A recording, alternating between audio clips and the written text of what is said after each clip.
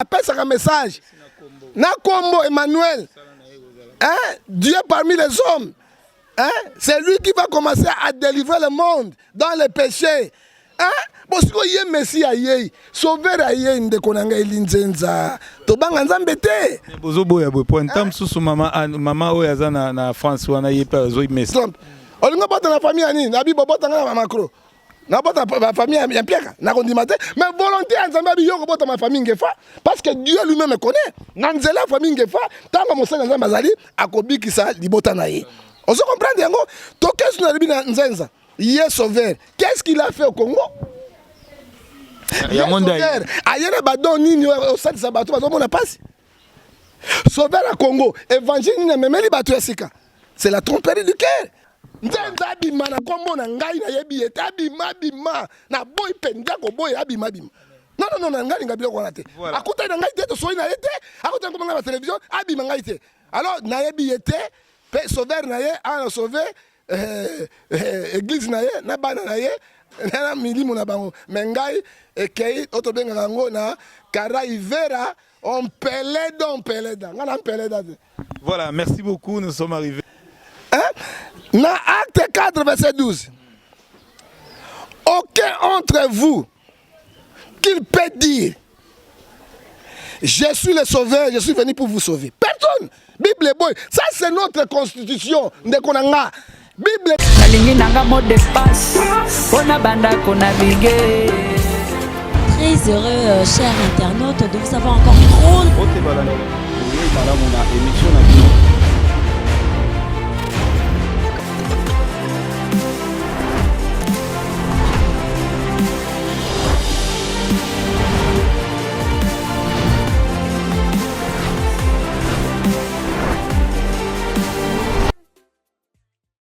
Voilà, chers internautes, vous êtes le bienvenu dans votre émission Shot News avec Eki Bumba, votre humble serviteur. Toujours dans notre site EHP Media. Quand on parle de l'EHP Media, on voit directement Papa Edo Amani que je salue. Sans oublier Maman GH, Topesio Bambote, Maman BT na Allemagne, Bambote na yo, ainsi que toute la famille Bumba, na Pesivino Bambote place Bozwami. Les loto yambi pour Nabino, Moko Yabasali Nzambe, na Kombo ya John Ngefa, le prophète, Oyo Binonyo Sotuboyebi et Bolanda. Na Ngefa TV Oyo et les kaka toujours na ba internet awa toujours sur la naye moké par rapport ya nyoso o ezali kolobama à propos na bango et toujours pesa bango ba félicitations par rapport ya mosala oyo bango basala ki lelo toujours mona bilembo nango toko introduire déjà invité na biso ndenge zalaka. Bonjour prophète. Bonjour monsieur journaliste Namba Pambola yo to bandaka na prière parce que na koma na prière to souk c'est na prière. Tata na lola na tondio lisusu na émission yo tindi ba journaliste na yo pona koyeba polele. Polele ezali yo Yesu Masia molile ezali Satan. Tika ite bon so bakoyoka yango e fortifier bango e vivifier bango pe elongola bango boyinga na mituna bango. Kolo pambola émission e bandeli pe na suka na komona Yesu Masia. Amen. Voilà, merci beaucoup na libondeli wana prophète et biso potoko na mituna na biso tobandaka yozali monoko yankolo oyoka nkolo lilobani nzambe a lobi pona tina na mboka Congo pe pona peuple de Dieu nyonso. Mais liloba nzambe lobani tolobaki yango. À bientôt le Congo sera libéré. Hein? Tobandi yango na 2017 quand même na libération à Congo ça mi mobimbate. Mais tout le monde a bilembo, il y a libération ezali parce que les lots, moi Namboka Tshisekedi, azali na tête congolais 100%. Hein? Parce que Mboko ezali ko kamba mingi na ba étranger, na ba je dis bien na ba niveau yonso. Et à niveau il y a armée, et à niveau il y a politique, et à niveau il y a ba sénat, et à net baba rogabu. Sont des étrangers. Batondi on a tout temps par exemple belé. Hein? Badirogiro, Bitarurara, Ayoka Kombo, Tosakala Kongo, Bazai Belé, mais le Sam on a biso Mdamba Yoki Yango, mais c'est le journaliste à Lingaro parce que aux journalistes moi Mayele, Mzamba Yoki quand même, hein? Tant Mzamba Yoki, hein? Tu sais que dans la tête, et ça failli le tu sais que dans mon amboka, donc comme il n'a pas moi libération, mais effort yangai na yo. Na peuple na nzambe longo tokokangula mboko na mboko banguna wana soki to comprendre bien to longo déjà na Égypte tokoti siko on a désert mais tozoluka kokoma na Kana. Ouais tokoma na Kana mais mutu alongola ki ba na Israël na kati na Égypte ezaki Moïse. Mais pour la rencontre na Kana ezaki Josué na Caleb. Nzela ezali. Hein? Ozomona Égypte tolongoy déjà parce que tu sais que dans tête congolais. Hein? Mais pour le côté mon bonheur oyo tokatima yoana to mona mpunga o eloko elengi mpunga to mona mpunga et vous êtes sécurité exemple ya simana yi pas ça biso Josué na Caleb. Voilà, Josué na Caleb bako ya sima ya Félix Tshisekedi mwana mboka oyo azali le président de la République azako ko représenter biso partout dans le monde ndenge azako tambola to moni pe ba tourner na ye nyonso tu ndenge azokende na bamboka bapa ya koluka quand même ndenge nini akoki ko zongisa ba bonne relation oyo nyonso tu ebebaki na ba mikili ya poto nini okoki ko sala kwa moi commentaire wana avant to kota. Tshisekedi olia ke na mboka ya bapaya kotala ba mindele ba misu bazo tiola ba misu bazo seka ba misu bazo kolinga. Tout d'abord il faut au moins eloko il faut to le ba vérité. Au moins il faut ulu. Avant que ne poto a tourner qui République démocratique du Congo mobimba.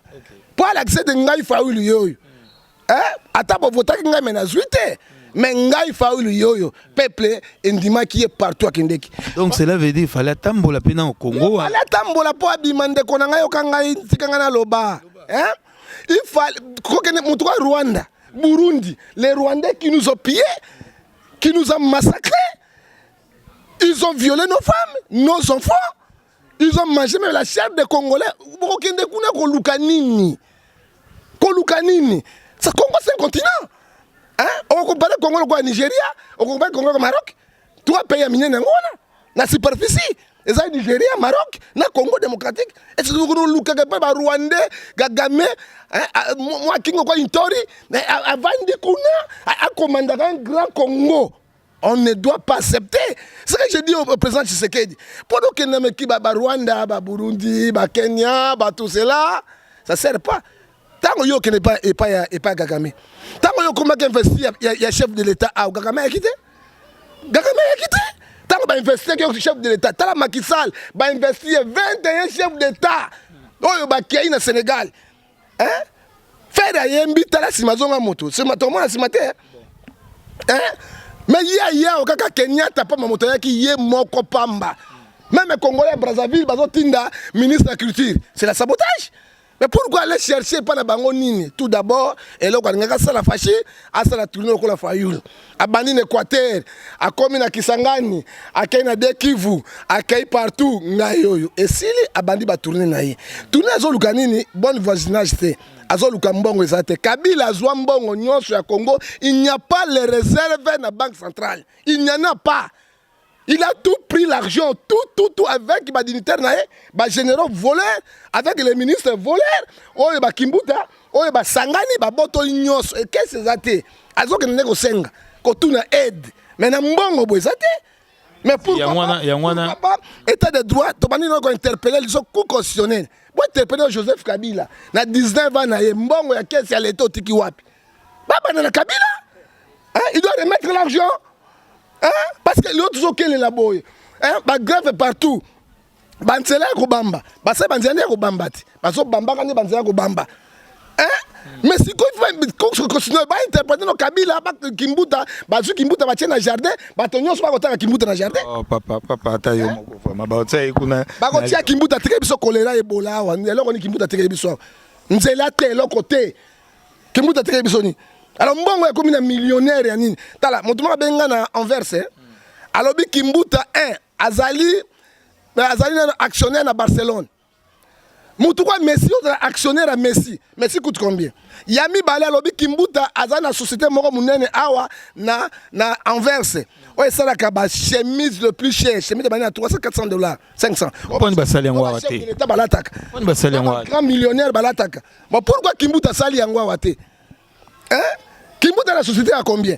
C'est les gens qui ont pillé la République et ils sont là à l'aise, bah sénateur, babo senabango, tout cela. Mbok est en impunité. Ce qui est président José Nani, tu sais qu'il y a état de droit. Banda ko interpellé Nano, tu sais que Kabila Yakana Vandao. Mbongo su combien? et où tu vois personne ça maman Olive yo sala kate au comme na entreprise minene bondengeni Zoé et où tu vois mais comment ça la tête on se tout monde wana ka bato ya mike ba déjà ne besoin interpréter bango non mboka tambola ka boite ya akuti mbongo combien akuti mbongo na qu'est-ce que je te dis aujourd'hui na banque centrale il n'y a pas la réserve mboka nyonso tambola na ba réserve Macron nani Hollande ke atiki 27 milliards de dollars 250 milliards de dollars na caisse ba français Obama ke atiki ba milliards de milliards na réserve ya mboka siko yé bango ba en Afrique soki yo komi kwa mboka ngo komandi ya bango ya bakoko na bango ya ba royaume na bango so ake azuyo ya bien l'état bozo kanga kaka singi bozo kanga singi azong sa ba na banini mais les plus grands voleurs sont là. Les plus grands voleurs sont là. Mboka ko décoller ndengeni wana ka César départ ba bandi na esika moko malembe ba okende na batunyo so basaki mbeba départ ezate pe ba kanga mutu moko te parce que tamwe mwamba lobi bakokanga mutu moko to kanga ba faible parce que bisonde tonomaki président de la République il a dit ça na ba Twitter. Voilà wana makambo yo tozo yo kapona mboka na biso ezo sala pasi moto moko osepela na makambo bongo azalite kasi o nyonso to asaki mabe to mona pe ego sala moi bien pona ba o ba yesima maki ele kabiso kaka boy maki o ya maki penza énergie to le kaka boy moete zo kende kaka boy mutakoli etana moi maki de maki atie moi Nescafé na nini blebante mboka ndenge ni papa Léon Babi aza fier Lix Lix wana Lix ezama mingi mais ken na Afrique du Sud tala maki. Voilà, en tout cas, prophète Ngefa, nga na ye awa na sango ya ko féliciter yo pe vraiment coup de chapeau musala bosali na bande ko mususu oyo bozai ko panza sango ya Nzambe pe bozai ko talisa ete Congo ezozala délivrer kala mingi te toyoki tolandi pe na ba réseaux sociaux tomoni oyo azaki ko benga mato o azali loin dédié asiko koma na kati ya Congo na kombo ya papa na biso Elinzenza donc yango to bito féliciter bino na travail au botsili ko sala pe to équipe batangi ba kombo na bino na kati boni yoko iko pesa sango ndenge nini ndeko journaliste biloko na moto ba pesa ka mbwate ya kolia te yesu pe lobi yango omoni bandeko na biso ba Elinze ba sala wana ezali ba trafic d'influence. Les résultats misala bosali. Résultat osali parce que nous le temps toujours dozolité. Parce que ya lobi ya le sauveur ya Congo. Azo utiliser moi si moko na Belgique. Moi si on a autant ba comme na biso bien prophète John Ngefa oyebite ke merci sauveur ya humanité ya Congo aye na Congo. Ngabi sauveur aye biso to monite vision te nzambe la kisakate na bi komone nani. Handarika rakashika papa uruku Nzambe tango tuni kombo na abandi ko tutuka orga milimo mabene tutuka na bato azana adresse tete ya tinga ba adresse nyonso Elinzenza et subitement ce confrère de presse na atangi ngai atangi Charles atangi Benjamin atangi ba Jonathan ba prophète nyonso ba telemeli non monsieur Galate 6, 7 Elobi boy, on ne se moque pas avec Dieu. Ce que l'homme aura semé, il moissonnera. Namboko to mona ba Messi baya. Liboso kimbango aye Messi. Tout le monde a kimbango. Si katino le père aye abina na évangile du royaume. Moto so ko ndimela ngata ko na lifelo. Si katene le père akenda. E balembonga aye royaume ngala baza ebele. To kamo yango te. E puis so moli pli para bato ya baluba. Prépare bato wana nyonso ezaka ba secte yango baluba sikatenda zaimo mo swahili na baluba bato ko moko to moni mukuna die ba ye ona belé bato wana toujours ngana tuni Elinzenza ngai loli na Elinzenza te mais akotanga kombo na ngai kuna ye sauveur de l'humanité aye na Congo. Mais il y a sauvé de l'humanité na Congo. Kabila zalaki a konyoko na biso titi na ba Kimbuta awa na ba Cheo Kitundu. Il y a sauvé nga zalaki wapi? Tango na ekoka ite. Bon tango ekoka ite, tango ekoka avant Jésus a Jean-Baptiste yaki. Il était venu pour prendre le chemin du Seigneur. Anosaki simananga Messie akoya. Oyo ngai na kolongola ta chaussette na été. Ozomona les gens tango yeso apota mi confirmation. Bon il y a Messie na Congo. Ça biso toyeba. Ça motoyeba. Signe mon côté et à utiliser moi si moko na Belgique hein ako trompa bateau, alors bateau ba faux prophétie et c'est faux. Sauver l'humanité. Congo ezaka na pasi. Congo ezo décollé te. Et là comme ça changement ça na quantité. Message ni na yo on attend de la fin. Mais moi je crois que sauver l'humanité qu'on prépare bateau pour enlèvement l'église. Il y a qu'on libérer Congo. A sauver Congo na nini. Bible o tozolo bana zo bana papa elinzenza botika ba aventure. Bo vanda ka États-Unis, bo ebi passe ya Congo te. Hein? Yo lia dinya tchesa na nini te. Na likaya bote, tchesa penza bozo lia ngone vidate. O ka passe ya Congo. Hein? O lia mokuruta pansite. O ka passe ya Congo.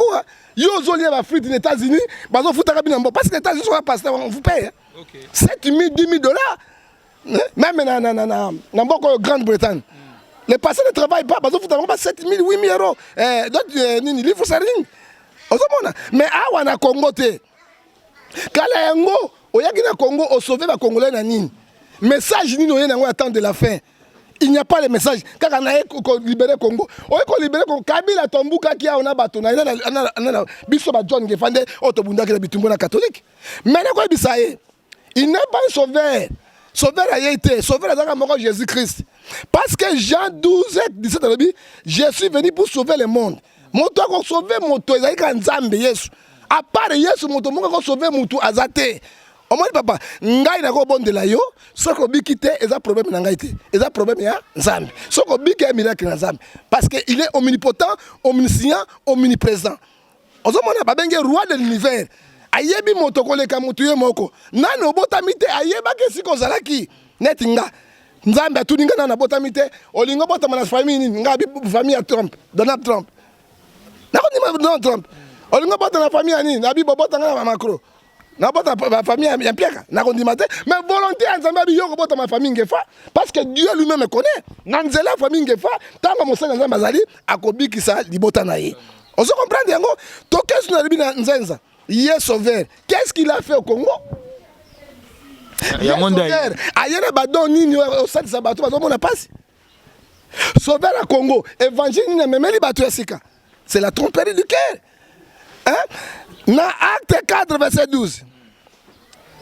Aucun entre vous qu'il peut dire je suis le sauveur, je suis venu pour vous sauver. Personne. Bible boy. Ça c'est notre constitution. Bible est la constitution.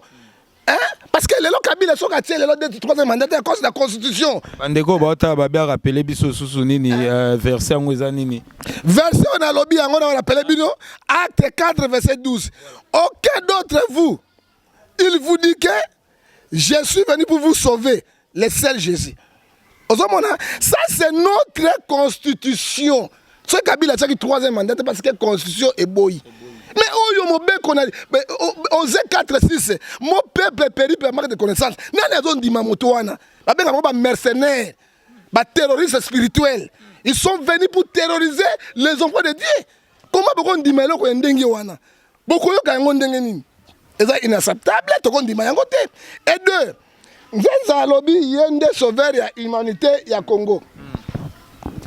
1 Timothée chapitre 4 verset 10.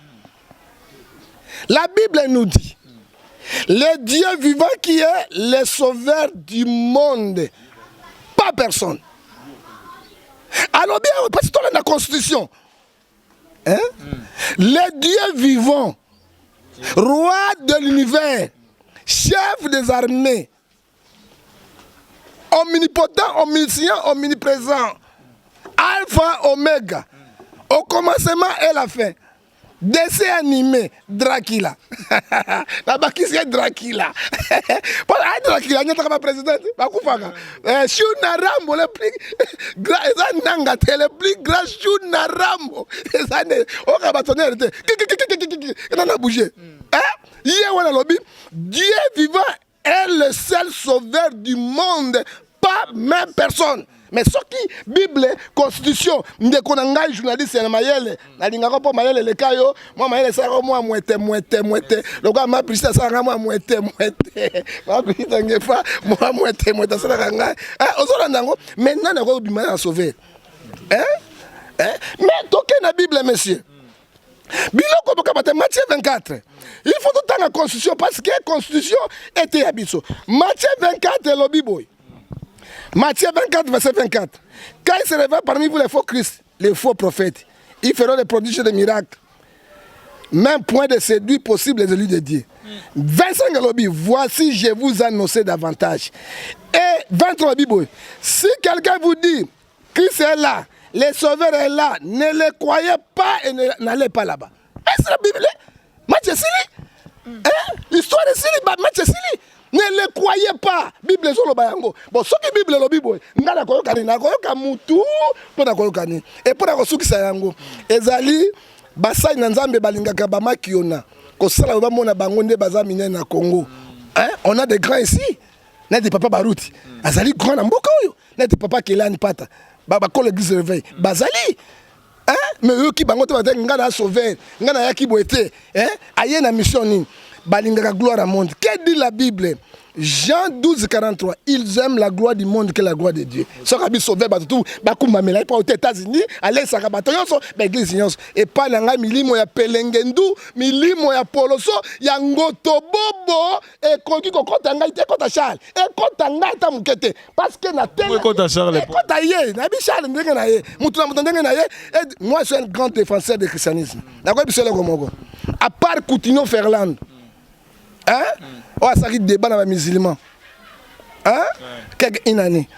C'est moi. Si on a un journal, je suis le meilleur défenseur des christianisme en Afrique. Hein?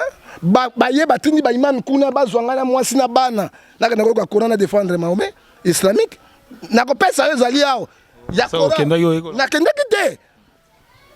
Suka imam ebisa ngabi me yo yesonga okumisaka e tango na makolo o apena mutuka tele ko tele okumisa ni nabi l'or et l'argent appartient à Dieu lelo na ba partir Dieu m'a aidé ozomona parce que na défendre kae nga na défendre musulman 3 ans complet na CCTV kana ki les images sont là nga imam dokodoka benga na kati ya mosquée na kay na tali alabi oh yo za suka twana yo koka bango ya so image ya linde mo image na CCTV na kana kine zo bisa benga image ndokoka batna me bato na Coran bato ba tuku na Arabie Saoudite bayaki na saki ba débat na bango hein ozomo elo sanini ngai pona Yesu papa toko beta na bimponda oya grave voilà na biso toko beta na bimponda parce que Yesu ala tinga veste Yesu atambusinga Yesu somenga motuka mais yoko ya sauver sauver nani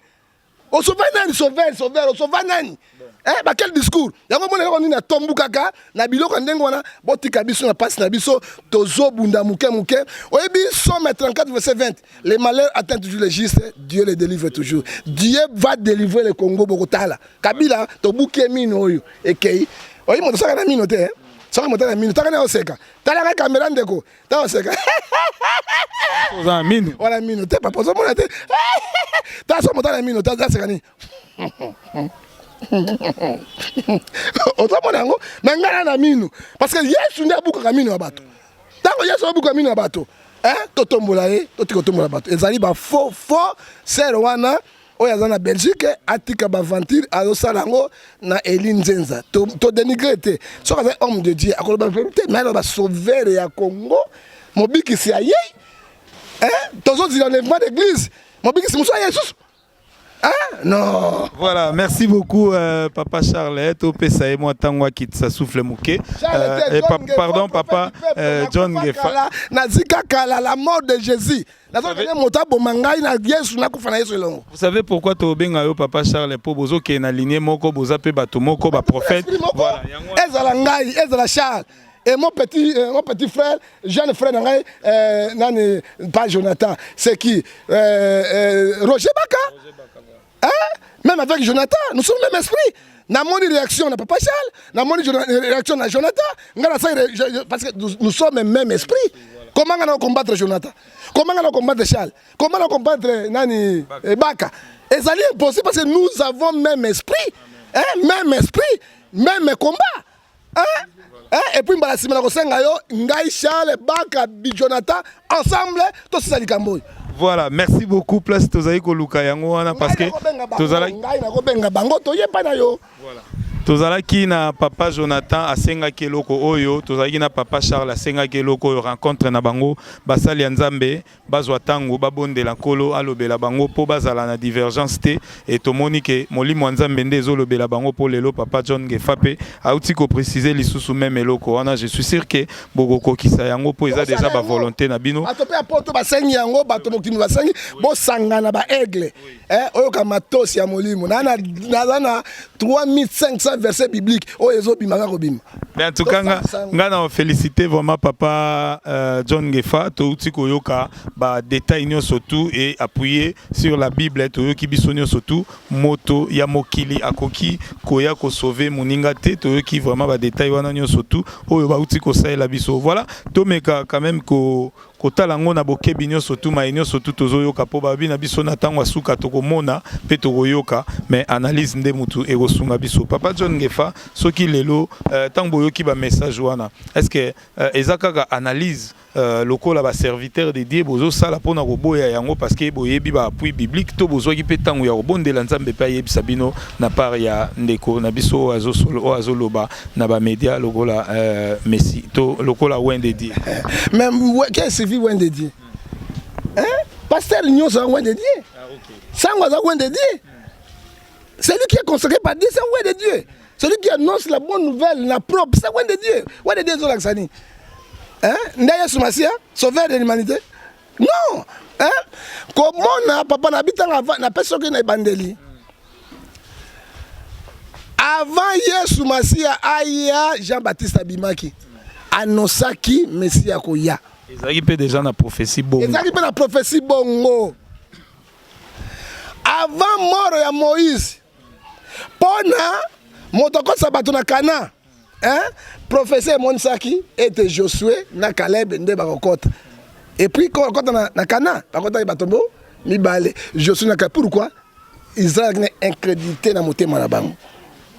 Et loko nyonso, Amos chapitre 3 verset 7, Dieu ne fait rien sans toutefois révéler ce qu'il a serviteur. Il faut amoni ça. Il faut amoni ça papa. Amoni ça bilembo. Tango ba ici Hérode. Na ba mage. Dieu peut utiliser n'importe qui. Toye na mboka na yo to mone étoile bimi. Ete mokonzi Messia botami na mboka na yo. Hérode azong sagini. Bokende kotala. Soki bomoni ya solo boya kozwanga pona okuma melaye. C'était le message. C'était le message. Comment Messia koya? Sauveur a konga koya. Ah, sauveur a yena kolia biloko 18 fois maman na ngai. Mpunga na zongi mpunga Nzambe. Botika molima ngoto bobo. Molima polo soto zoboya. Messia yei. Ah na mboka na biso. Ozomona alakisaki. Eyebanaki. Paul azwa Timothée mwana ye. Révélation Paul abonga motema. Nzambe a révélé ki Ananias. Okozwa mwana. Oya kosunga yo eza Timothée. Et mon samaki comment un sauveur peut venir au Congo, le pays que nous souffrons. Attends, merci pour Yemoko Jésus-Christ abotama à travers Ange alobaki Marie, Ange solaki na Marie. Ava botama, appelle ça un message. Na Kombo Emmanuel. Hein? Dieu parmi les hommes. Hein? C'est lui qui va commencer à délivrer le monde dans les péchés. Hein? Parce que yé Messie aye, sauveur aye ndeko nanga elinzenza. Tobanga Nzambe te. Bozo boya boy point tam susu mama oyo aza na France wana ye pa zo message ndenge wana yango ata. Akozwa message ndenge wana aza disciple na ye. Hein? Omoni pasteur Lukau. Na Afrique du Sud. Abisa ko sa bibembe non? Mais bibembe lokuta, mais na ba disciple na ye. Et puis Moscou Kingdom bazo kena ko défendre un moto criminel ndenge wana. Un escroc ndenge wana yango ba pasteur congolais ba na valeur te batalo kuta miyibi batama kion or que Zimbabwe wana akufite eza ba tukwa ba belinde ba yewa apesi mbongo omikoti na cercueil jumo soko tika na cercueil libela oh na sekwe or que mutazaki vivant ozo ba tel batunde ko benga bango banti valeur il faut to balayer bango balongwa na chien Nzambe. Moi John Ngefa n'a pas été témoin par Nzambe, je vais défendre la doctrine jusqu'à ma mort et je ne changerai pas. Voilà, merci beaucoup prophète John Gefa au défendre doctrine tina liwana ye bino mo bozolanda vraiment biso tozo sala kaka oya biso travail de manière que peuple dédié azala éclairci ndenge balobaki na tango suka tokomona mais analyse na biso to discernement na biso ndeko sunga biso tokozwa discernement wapi à travers batu oyo bazo défendre doctrine pe à travers batu oyo bazo pesa sango malamu ya vrai prophète Ngefa soki lelo esali ete papa Elinzenza a bengi binonyo surtout pour bosolola to atali sabino vision nae vous êtes partant quand même non na okene soute parce que bandi mabe tango ya yaki hein oyebi bible ebi sur Éphésiens notre constitution hein? Chapitre 5 natanga mukana na Nzambe 11 elobi na biso boye na Hébreu na Éphésiens chapitre 5 verset 14 de la Bible. C'est pourquoi Jésus dit, réveille-toi, réveille-toi entre moi, l'Éternel t'éclairera. Jésus c'est la lumière. Tant que mon élève m'a baisé les bossos à condima yangote. Tokai na 16, rachetez le temps car les jours sont mauvais. La Bible est claire. Yo y a une idéologie en dengue wana. Okobeni même biso te tokutani te toyokana bokuku est-ce que message nous même biso bani na ba télévision nga Messi ngai na yende sauver de l'humanité avec une maman wana o benga moseka bana hein moseka bana ko hein moseka bana o azana na Belgique moseka bana hein moseka bana moi si ala mikoso mikalo ba mingi benga moseka bana oyoki abani ko abengi Charles abengi ngai abengi Benjamin abengi nini Messi aye mais Messi aye l'église ça na ba prophète na ba prophétesse ba koloba te hein soki na landi yango na Jérémie chapitre 13 parce que la mission chrétienne hein? Il faut tanga yango bien et Jérémie chapitre 14 verset 14 à 15 l'Éternel dit c'est les mensonges qui le prophétisent en mon nom. Ce sont les faux messagers. Mais quand la Bible dit, monsieur, hein, Bible dit, que mukanda boye, yo ko mo lima pelenga ndo pananga. Hein? Mo lima joye jo Benjamin ngaite. Ngana Charles, ngaina na Benjamin, ngaina Jonathan, ngaina na mwana onani baka nous sommes même esprit. La Bible me dit notre constitution. Tu dis avec les faux messages, pendant qu'on dit dans Nzambe. Tu la passe na biso tu Nzambe. Nazo continuer. Je ne l'ai pas envoyé à Tini Bangote. Je n'ai pas donné l'ordre. On a Nzambe. Je ne l'ai pas parlé. Ça, c'est l'Internet. Ce sont les visions mensongères, les vaines prédictions, la tromperie de leur cœur qui prophétise. Il dit que je l'ai envoyé. C'est pourquoi ainsi parle l'Internet. Si le prophète qui prophétise ou le sauveur est censé, ça que je l'ai envoyé, il finira par mort de l'épée. Romains 6, 23, le sort du péché, c'est la mort. Dans 20 versets bibliques, si Makamboy, Père, le local de ces ungai, na sukiwana. Nzenza abima na kombo na ngai na yebi ete abima na boy penga ko boy abima. Non, ngai ngabilo ko na te. Akuta na ngai te to soyi na ete, akuta ko ngaba télévision abima ngai te.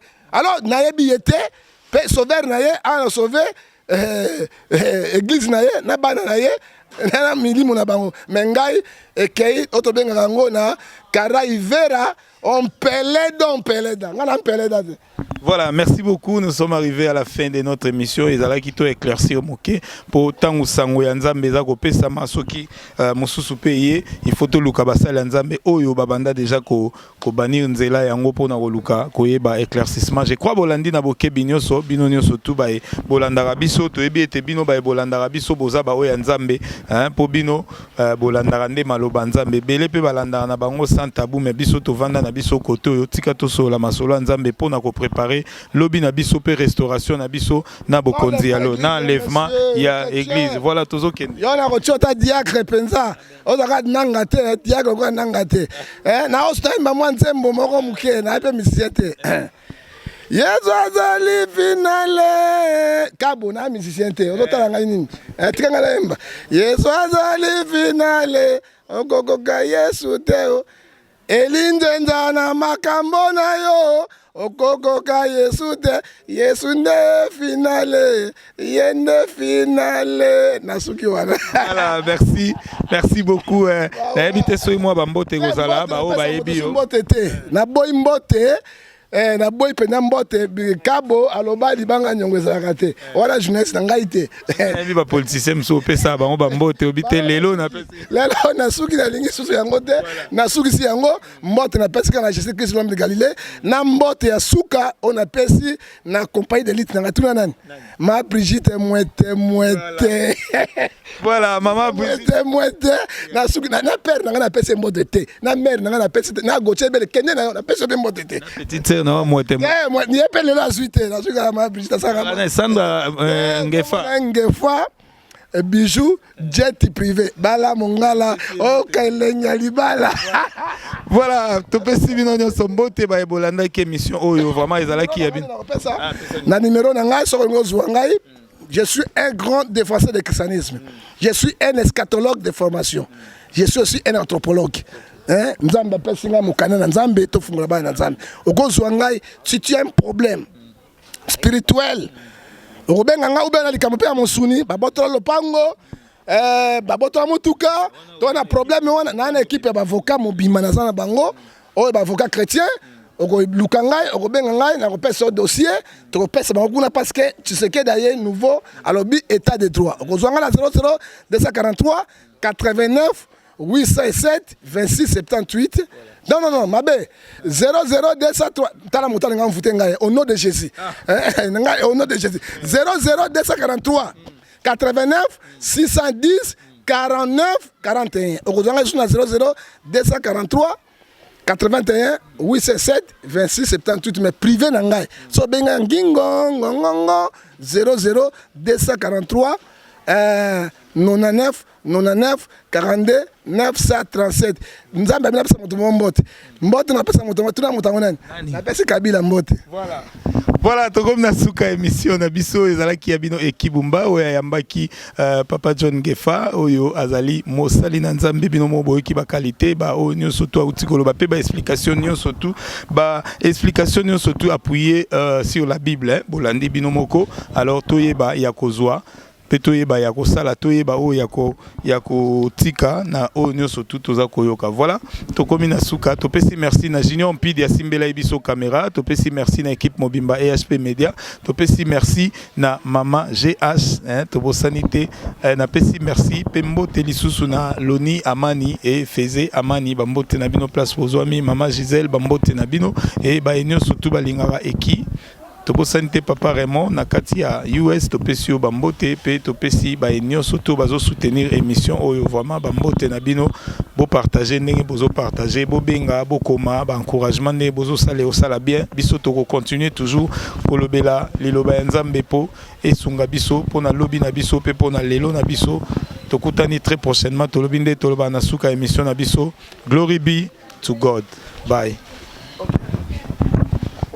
Nalingi nanga mot de passe pona banda kona bige. Très heureux, chers internautes, de vous avoir encore trop. Émission